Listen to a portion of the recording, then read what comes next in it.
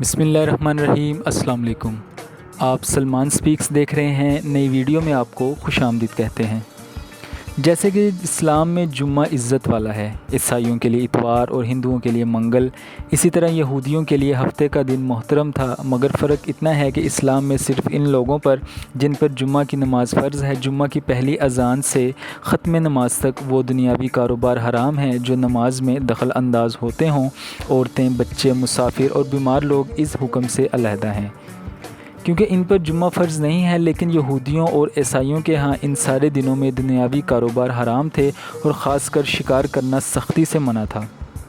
موسیٰ علیہ السلام کے بعد یہ واقعہ پیش آیا کہ بنی اسرائیل کی ایک جماعت بحر کلزم کے کنارے شہر ایلا میں رہتی تھی، جو مدینہ منورہ اور شام کے درمیان ہے۔ یہ لوگ مچھلی کے بہت زیادہ شوقین تھے۔ رب کی شان یہ کہ ہر ہفتہ اس دریا میں بے شمار مچھلیاں نمودار ہوتی، یا تو ان کی وہ آزمائش تھی یا وہ اس مچھلی کی زیارت کے لیے آتی جس کے پیٹ میں حضرت یونس علیہ السلام رہتے تھے۔ باقی دنوں میں سب مچھلیاں غائب ہو جاتی تھیں۔ ان کے منہ میں پانی بھر آیا اور سوچنے لگے کسی تدبیر سے ان کا شکار کیا جائے، جس سے شکار بھی ہو جائے اور ہفتے کے دن کی بے حرمتی بھی نہ ہو۔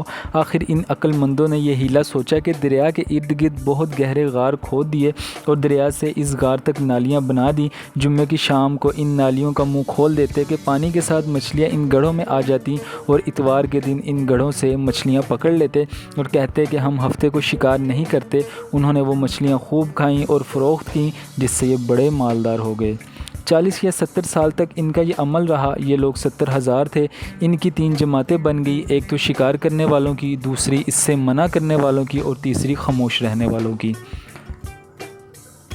شکار کرنے والوں اور شکار نہ کرنے والوں کے درمیان آپس میں بحث مباحثہ ہوا، اور نہ شکار کرنے والوں کے درمیان اور شکار کرنے والوں کے درمیان ایک دیوار بنا دی گئی، جس سے شہر کے 2 حصے ہو گئے۔ اور انہوں نے کہا ہم ان کے ساتھ ہرگز نہ رہیں گے کہ ہم بھی عذاب میں مبتلا نہ ہو جائیں، یہاں تک کہ داؤد علیہ السلام کا زمانہ آ گیا۔ آپ علیہ السلام نے ان کو شکار کرنے سے منع کیا اور فرمایا اے بیوقوفو، قید کرنا ہی تو شکار ہے، لہٰذا تم اس کام سے باز آ جاؤ، ورنہ اللہ کے سخت عذاب میں گرفتار ہو جاؤ گے۔ شکاریوں نے کہا ہم تو بہت عرصے سے یہ کام کر رہے ہیں، اگر یہ برا ہوتا تو اب تک ہم کو امن کیوں ملتی؟ تب داؤد علیہ السلام نے یہ دعا فرمائی، جس سے رب کا غضب آ گیا، اور رات میں یہ سب کے سب بندر بن گئے۔ جوان لوگ بندر اور بوڑھے لوگ سور بنا دیے گئے۔ ان کے عقل و حواس تو باقی رہے، مگر ان کی قوت گویائی جاتی رہی اور جسموں سے سخت بدبو نکلنے لگی۔ صبح کے وقت اس محلے کو لوگوں نے دیکھا، نہ تو کوئی اس محلے سے کوئی آدمی آتا ہے، نہ کوئی آواز، نہ کوئی دھواں وغیرہ نکلتا ہے، تو یہ دیواروں پر چڑھ کر ان کے گھروں میں داخل ہو گئے۔ وہ بندر ان کو دیکھ کر ان کی طرف دوڑے اور ان کے قدموں میں لپٹنے لگے اور ان کے کپڑے سونگھتے اور روتے تھے۔ ان لوگوں نے کہا کیا ہم نے تمہیں شکار کرنے سے منع نہ کیا تھا؟ وہ بندر سر ہلاتے اور آنسو رخسار پر بہتے تھے۔ اس حال پر ان کو 3 روز گزرے اور سب ہلاک ہو گئے، نہ کوئی باقی بچا اور نہ ہی ان کی کوئی نسل چلی۔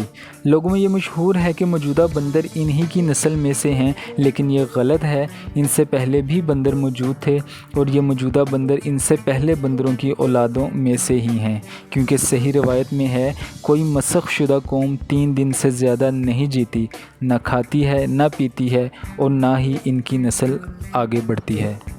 اللہ تعالیٰ سے دعا ہے کہ اللہ تعالیٰ ہمیں اپنے حفظ و امان میں رکھے اور اپنی اور اپنے محبوب صلی اللہ علیہ وآلہ وسلم کے نقش قدم پر چلنے کی توفیق اور اطاعت کرنے کی توفیق عطا فرمائے۔ Thanks for watching this video.